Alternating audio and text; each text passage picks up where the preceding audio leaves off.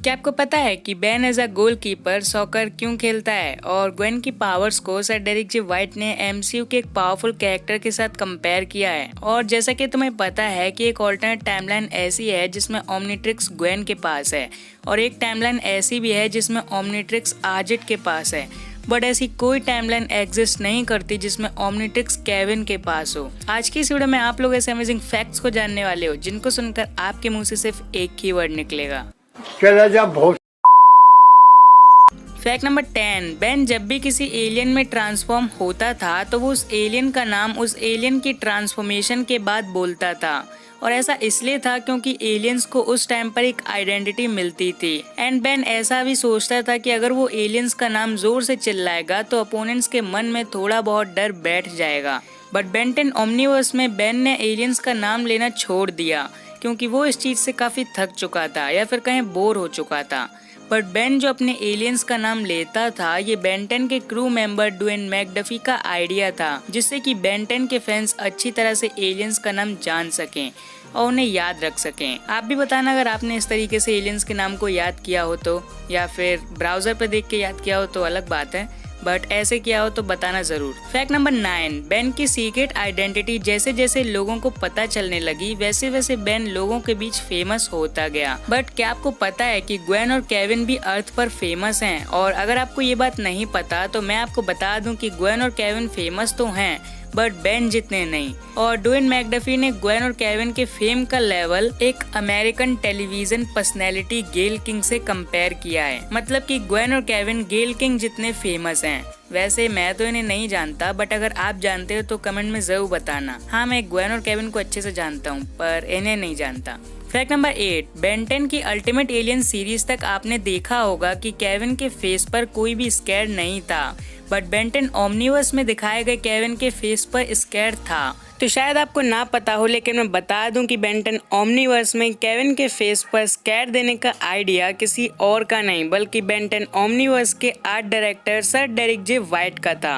अब वैसे इससे ज्यादा कुछ हुआ तो नहीं, बल्कि ओमनीवर्स में उसका चेहरा और खराब सा लगने लगा, बल्कि पूरा डिजाइन ही अच्छा ही लगा केविन का। अगर अल्टीमेट एलियन फोर्स जैसा ही रख देते तो ज्यादा अच्छा लगता। बाकी आपको कैसा लगता था ओमनीवर्स वाला केविन स्कैर के साथ, बताना जरूर। Fact number 7। Ben 10 original series के इवेंट से पहले बेन और ग्वेन में एक गन स्टिक की वजह से काफी ज्यादा लड़ाई हो गई थी, और उस झगड़े के चलते बेन और ग्वेन 2 महीने तक एक दूसरे से नहीं बोले थे। और ये बात बढ़ते बढ़ते इतनी बढ़ गई थी कि ग्वेन और बेन के पेरेंट्स ने उनके एक साथ वेकेशन तक का प्लान कैंसिल कर दिया। बट बाद में सब कुछ ठीक हो गया। और जैसा कि मैंने बताया कि ये इवेंट जो था वो बेन 10 ओरिजिनल सीरीज से पहले का था, तो साधारण सी बात है कि ये सब ऑफ स्क्रीन ही हुआ होगा, और इसीलिए एक फैक्ट की बात थी। Fact number 6। ग्वेन अपनी पावर्स की हेल्प से टाइम में कहीं भी आ जा सकती है, और अगर वो चाहे तो पास्ट के किसी इवेंट को भी चेंज कर सकती है। लेकिन ग्वेन ऐसा नहीं करती है क्योंकि उसे इस बात का डर है कि अगर वो हिस्ट्री को अपने मुताबिक चेंज कर देगी तो आगे जाकर कुछ अच्छा होगा या फिर बुरा, इसका अंदाजा उसे नहीं है। एंड ऐसा वो एक्सीडेंटली बेन 10 एलियन फोर्स के टाइम हील्स वाले एपिसोड में कर भी चुकी है, जिसकी वजह से उसे काफी कुछ झेलना पड़ गया था। मतलब मुसीबत झेलनी पड़ गई थी, कुछ और मत समझना। एंड इसी वजह से ग्वेन किसी भी इवेंट को चेंज करने से डरती है, और वो किसी इवेंट को चेंज करना भी नहीं चाहती है खुद से। बस टाइम हील्स वाले में कुछ सिचुएशन ऐसी आ गई थी जब उसे चेंज करना पड़ गया था। बट टाइम हील्स वाले एपिसोड के बाद ग्वेन ने ना तो ऑफ स्क्रीन किसी इवेंट को चेंज किया है, ना ही on screen. Fact number 5। Ben 10 की ओरिजिनल सीरीज के रोड ट्रिप के दौरान ग्रैंडपा मैक्स की कुकिंग को पसंद ना करना वन ऑफ द फ्यू ऐसी चीजों में से आता है जिस पर ग्वेन और बेन दोनों अग्री करते हैं। और फैक्ट नंबर 5 के अंदर ही एक फैक्ट ये भी है कि बेन 10 की ओरिजिनल सीरीज के दौरान जो कुछ भी केविन के साथ हुआ था उसके लिए बेन काफी ज्यादा दुखी था, बट सीक्रेटली। Fact number 4। अब वैसे तो बेन 10 में काफी सारी ऑल्टरनेट टाइमलाइंस हैं जिनमें ओमनिट्रिक्स बेन को ही मिला है, जैसे कि नेगा बेन की टाइमलाइन, मैड बेन की टाइमलाइन, बेन ज़ेरो की टाइमलाइन एंड और भी काफी सारी टाइमलाइंस। बट जिस तरह से एक डिमेंशन में ओमनिट्रिक्स ग्वेन को मिला है, उस तरह से आपने सोचा होगा कि कोई ऐसी भी टाइमलाइन होगी जिसमें ओमनिट्रिक्स केविन को मिला हो। बट मैं आपको बता दूं कि ऐसी कोई भी टाइमलाइन एग्जिस्ट नहीं करती है जिसमें ओमनिट्रिक्स केविन को मिला हो। बट अगर आप रिबूट के बारे में सोच रहे हो तो हाँ, रिबूट में केविन के पास एंटीट्रिक्स है जो कि काम ओमनीट्रिक्स की तरह ही करता है, बट वो ओमनीट्रिक्स है नहीं।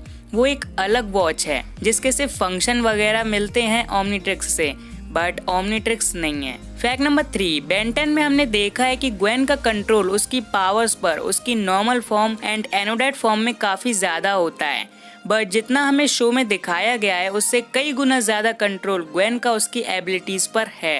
एंड डेरिक जे वाइट ने पावर लेवल के टर्म्स में ग्वेन को MCU की स्कारलेट विच से कंपेयर किया है, तो इससे आप अंदाजा लगा सकते हो कि ग्वेन कितनी ज्यादा पावरफुल है। फैक्ट नंबर 2, आखिर केविन नल वॉइड से बाहर कैसे आया? इस बात का पता सिर्फ एलियन फोर्स के क्रू मेंबर्स को ही है, बट किसी भी एपिसोड में इस बात से रिलेटेड स्टोरी को रिवील नहीं किया गया। लेकिन बेन 10 एलियन फोर्स के प्लम्बर्स हेल्पर्स वाले एपिसोड में इस बात का छोटा सा हिंट दिया गया था जब Ben as a swarm fire null void से बाहर आया था। उस सीन को अभी आप स्क्रीन पर भी देख सकते हो, और अगर इससे रिलेटेड कोई थ्योरी हो आपके पास तो मुझसे शेयर करना मत भूलना। मुझे तो नहीं समझ आया कि बेन कैसे निकल गया है नल वॉइड से, लेकिन अगर आपको पता हो तो कमेंट में जरूर बताना। सो अभी हम बात कर लेते हैं फैक्ट नंबर 1 के बारे में, बट फैक्ट नंबर 1 के पहले अगर आपने इस चैनल को सब्सक्राइब कर रखा है तो thank you so much, but अगर नहीं किया है तो रेड बटन क्लिक करके सब्सक्राइब कर लो और बेल आइकन को ऑल पर सेट कर लेना ताकि आपको मेरी वीडियोस के नोटिफिकेशंस भी मिलते रहें, और इस वीडियो को लाइक भी जरूर कर देना।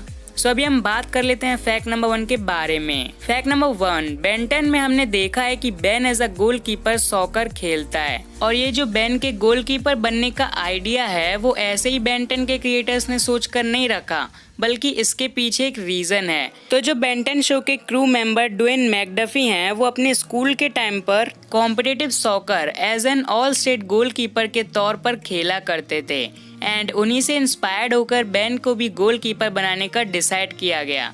और ऐसा नहीं है कि बेन ने सॉकर खेलना छोड़ दिया था, बेन को जब भी टाइम मिलता था वो सॉकर यानी कि फुटबॉल खेलता था, बट ऑफ स्क्रीन। तो नॉर्मल सी बात है, देखने को तो मिलेगा ही नहीं। तो यार ये तो थे 10 amazing facts related to Ben 10, and I hope आपको ये वीडियो पसंद आई होगी। पसंद आई हो तो पता है ना क्या करना है, इस वीडियो को लाइक करना है।